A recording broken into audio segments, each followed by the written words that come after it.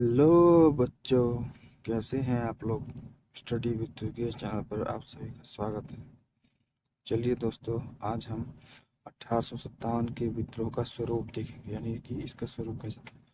अभी जो है हम 1857 पर ही टिके हुए हैं, क्योंकि इसको हमने विस्तृत जानकारी लेनी है।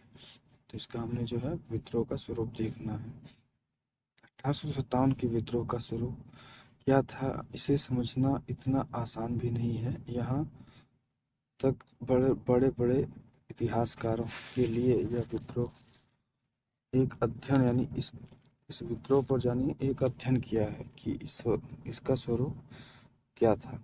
हालांकि विद्रोह भी हुए हैं, यहाँ तक कि स्वतंत्रता के पश्चात भारत के भी इतिहासकार नियुक्त किए। यानी जो भारत सरकार ने थी उसने भी अपने इतिहासकार नियुक्त किए 1857 के विद्रोह का अध्ययन करने के लिए, कि उस समय के सामाजिक आर्थिक परिस्थितियों और विदेशी शासन के प्रभाव स्वरूप पता लगाएं कि यह स्वतंत्रता संग्राम था या सैनिक विद्रोह था, राष्ट्रीय स्वतंत्रता आंदोलन था या क्या था। कोई भी आंदोलन राष्ट्रीय स्वतंत्रता संग्राम हो, इसके लिए कुछ विशेषताओं का होना आवश्यक है।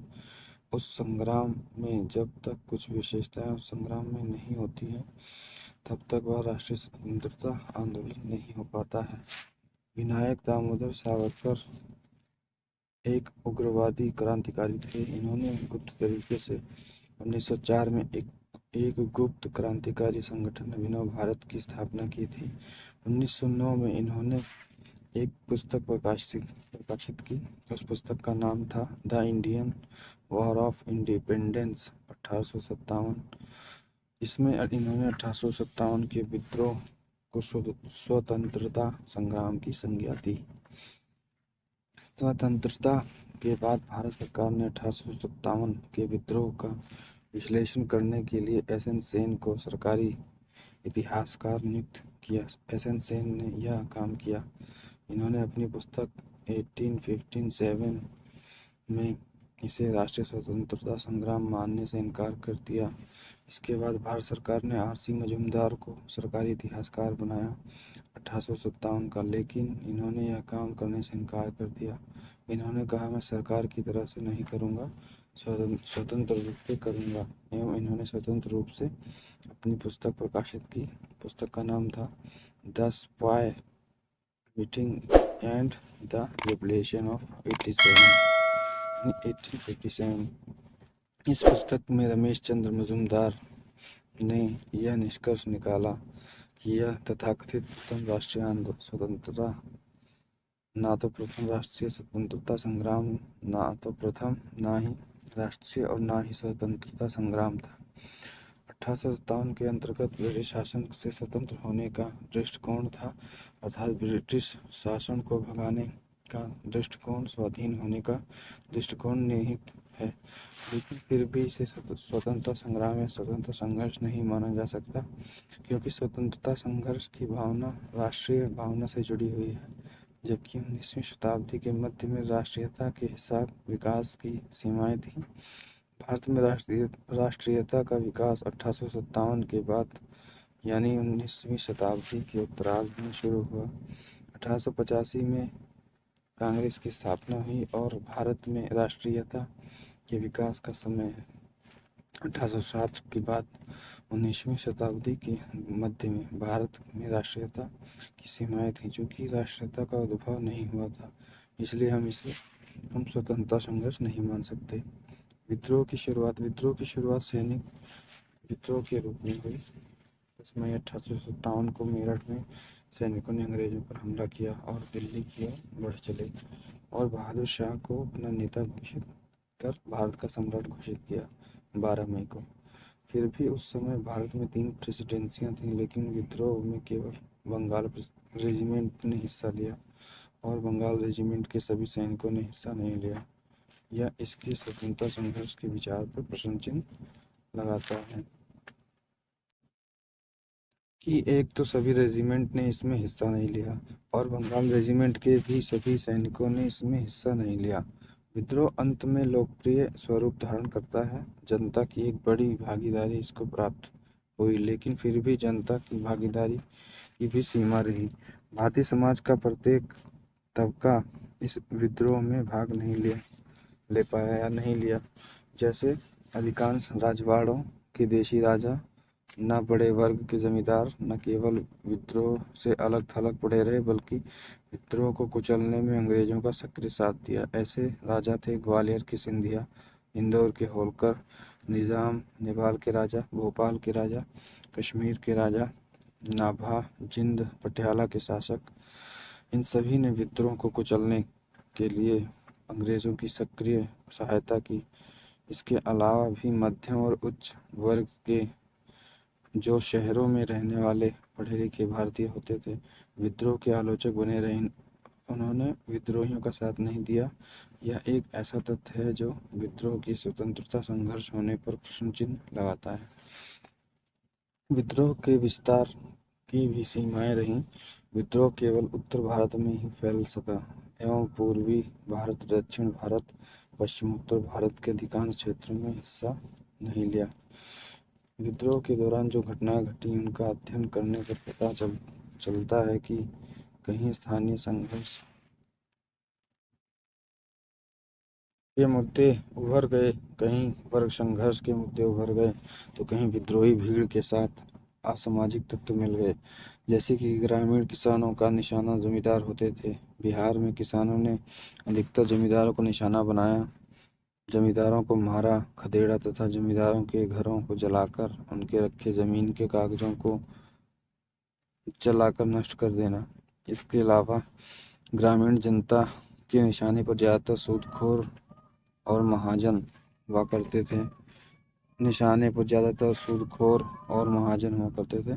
इसी तरह इस बात के भी साक्ष्य मिलते हैं कि सैनिकों ने कहीं न कहीं दोनों पक्षों पर हमला किया, यानी अंग्रेज और भारतीय। किन भारतीयों पर? निश्चित रूप से सामंती शासक या फिर जमींदार, क्योंकि सैनिक भी तो किसान के घर का ही था। निश्चित रूप से इनकी शत्रुता भी कहीं न कहीं जमींदार से थी। सैनिक ने भी कहीं अंग्रेजों पर हमला किया तो कहीं भारतीय जमींदारों पर। क्या ये स्वतंत्रता संघर्ष के लक्षण हैं? इसके अलावा भीड़ में असामाजिक तत्वों ने मिलकर अपना काम किया। जो असामाजिक तत्व थे, चोर, लुटेरे, धड़ल्ले से, यानी कि इन्होंने भी अपना काम किया। लूटपाट भी उस दौरान धड़ल्ले से हुई। तो ये ऐसे तथ्य हैं जो स्वतंत्रता संघर्ष होने पर प्रश्न चिन्ह लगाते हैं। इसके अलावा यह राष्ट्रीय था या नहीं, तब इसकी चर्चा करते हैं। 19वीं शताब्दी के मध्य में राष्ट्रीयता के विकास की अपनी सीमा थी। राष्ट्रीय भावना का उद्भव 1860 के वर्ष के बाद प्रारंभ हुआ, जब पढ़े लिखे बुद्धिजीवियों ने सामाजिक और धर्म सुधार आंदोलन के परिणाम स्वरूप पढ़े लिखे भारतीयों ने राष्ट्रीय भाव का प्रसार, यानी कि राष्ट्रीय भाव की भारतीयों में, लेकिन जो है प्रसार इसने भारतीयों में की। लेकिन 19वीं सदी में के मध्य में राष्ट्रीयता का भाव उत्पन्न नहीं हुआ था।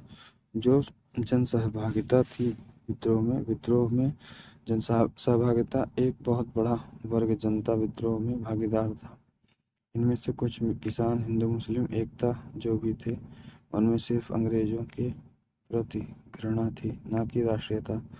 उन्हें सिर्फ ये पता था कि अंग्रेज हमारे शत्रु हैं। जो सभी लोग विद्रोह में थे और अंग्रेजों को अपना शत्रु समझते थे, उन सभी के लक्ष्य और उद्देश्य और अपनी अपनी शिकायतें थी। यानी उनमें जो विद्रोह में सहभागिता थी वह अंग्रेज विरोधी, न कि राष्ट्रीय भावना। विद्रोह की शक्ति काफ़ी कुछ हिंदू मुस्लिम एकता पर निर्भर थी। हिंदू मुस्लिम ने एकता दिखाई, चाहे वह जनता के स्तर पर या सैनिक स्तर पर एकता थी। सभी ने बहादुर शाह को भारत का सम्राट घोषित किया और विद्रोह का नेता बना दिया, लेकिन एक तरह से इसे दूसरे अर्थ में भी समझा जा सकता है। मुगल बादशाह बहादुर शाह जफर को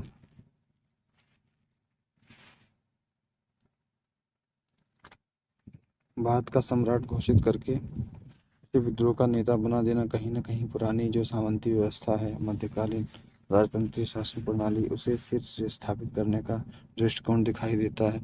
यानी कि जिस सामंती राजतंत्र के ध्वंस की प्रक्रिया को अंग्रेजों ने प्रारंभ किया था, उसी को फिर से स्थापित करने का दृष्टिकोण था। विद्रोही यह समझने में असफल रहे कि भारत की मुक्ति पुरानी सामंती व्यवस्थाओं की ओर लौटने की तरफ नहीं, बल्कि आगे बढ़कर आधुनिक समाज, आधुनिक अर्थव्यवस्था, वैज्ञानिक शिक्षा और प्रगतिशील राजनीतिक संस्थाओं को अपनाने से हो सकती है। वास्तव में इस आंदोलन को भारत को उपनिवेशवाद बनाने वाले गुलाम उपनिवेशवाद की कोई खास समझ नहीं थी। ना तो इसे भारत की को उपनिवेशवाद गुलाम बनाने वाले की कोई खास समझ थी और ना ही आधुनिक विश्व की कोई खास समझ थी। इस आंदोलन में भाग लेने वाले प्रत्येक व्यक्ति की अपनी अपनी शिकायत थी और स्वतंत्र भारत को लेकर अपनी अपनी धारणाएं थी। इसी प्रकार नेतृत्व के स्तर पर देखें तो मुगल बादशाह के अलावा कोई भी प्रगतिशील नेतृत्व नहीं उभर सका। राष्ट्रीय आंदोलन का लक्षण होता है कि एक प्रगतिशील नेतृत्व, बहादुर शाह को विद्रोह का नेता बना दिया गया। यह दर्शाता है कि वह फिर से मध्यकालीन शासन प्रणाली की ओर लौटना चाहते। इसके अलावा बहादुर शाह को छोड़ भी दिया जाए तो जनता ने स्थानीय तौर पर किनको अपना नेता बनाया? झांसी की रानी को, नाना साहब को, तात्या टोपे को, बिहार के जगदीशपुर के कुंवर सिंह को। तो ये जो सामंती तत्व विद्रोह कर रहे थे, यह कहीं से भी भारत को आधुनिकता की ओर नहीं ले जाते। यदि विद्रोही जीत भी जाते तो उनका नेतृत्व व उनके राजा कौन होते? यह राजा महाराजा होते जो भारत को वही मध्य काल की तरफ ले जाते। जब कोई प्रगतिशील आधुनिक विचार ही नहीं है तो इसे हम राष्ट्रीय कैसे कह सकते हैं? अक्सर जब किसी स्थान पर विद्रोही अंग्रेजों पर विजय प्राप्त कर लेते थे तो उन्हें पता ही नहीं होता था कि आगे क्या करना है, आगे कौन सी राजनीतिक संस्थाएं स्थापित की जानी चाहिए। उन्हें इतना ही पता था कि यह झांसी की रानी फिर से राज करेगी। तो ये कुछ एक ऐसे तथ्य हैं जो राष्ट्रीय संघर्ष पर प्रश्न चिन्ह लगाते हैं। अंग्रेजी इतिहासकार लॉरेंस और सीले ने इसे सैनिक विद्रोह कहा है। सर सैयद अहमद खान ने अपनी पुस्तक an essay on the cause of the Indian revolt में इसे सैनिक विद्रोह भी कहा है। टी.आर. होम्स ने इसे सभ्यता और बर्बरता के बीच जंग कहा है। जेम्स आउटरम ने इसे मुस्लिम षड्यंत्र का परिणाम बताया है, जिसमें मुसलमानों ने हिंदू की शिकायतों का लाभ उठाकर हिंदुओं को मिलाकर अंग्रेजों पर धावा बोल दिया। बेंजामिन डिज़रायली ब्रिटिश संसद के एकमात्र सदस्य थे जिन्होंने इसे राष्ट्रीय विद्रोह कहा। भारतीय इतिहासकार अशोक मेहता ने भी अपनी पुस्तक द ग्रेट रिबेलियन में इसे राष्ट्रीय विद्रोह कहा है। दोस्तों, ये रहा हमारा वीडियो। इसमें आज हमने जो है ये शुरू पढ़ा। तो वीडियो को लाइक करें, चैनल को सब्सक्राइब करें, कमेंट करें, शेयर करें और लगातार पढ़ाई करें। जय हिंद, जय भारत, धन्यवाद।